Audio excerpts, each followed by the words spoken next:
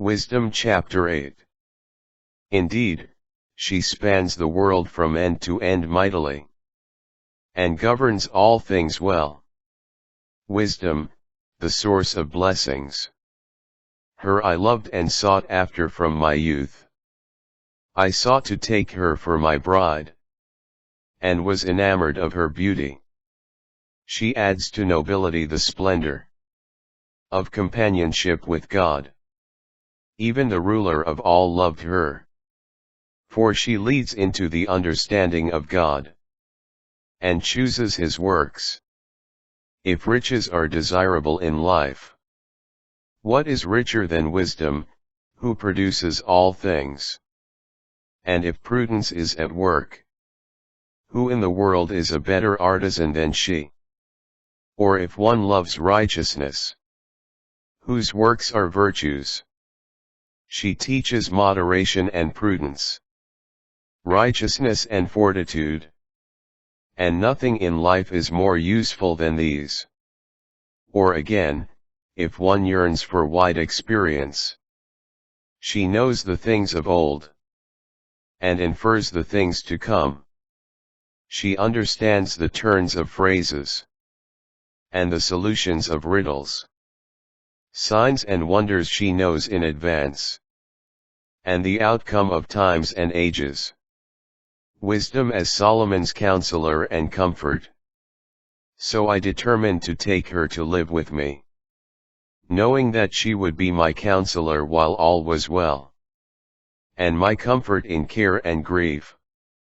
Because of her I have glory among the multitudes, and esteem from the elders, though I am but a youth. I shall become keen in judgment, and shall be a marvel before rulers.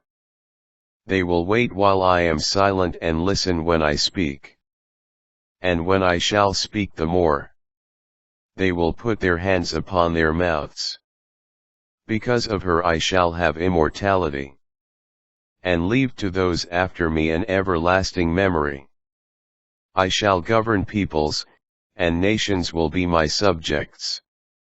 Tyrannical princes, hearing of me, will be afraid. In the assembly I shall appear noble, and in war courageous. Entering my house, I shall take my repose beside her. For association with her involves no bitterness, and living with her no grief, but rather joy and gladness. Wisdom is a gift of God.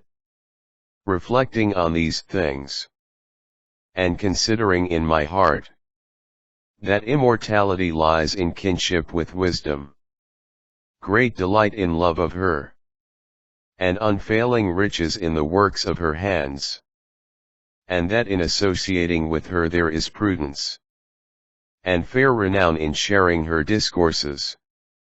I went about seeking to take her for my own. Now, I was a well-favored child, and I came by a noble nature. Or rather, being noble, I attained an unblemished body. And knowing that I could not otherwise possess her unless God gave it. And this, too, was prudence, to know whose gift she is. I went to the Lord and besought him, and said with all my heart,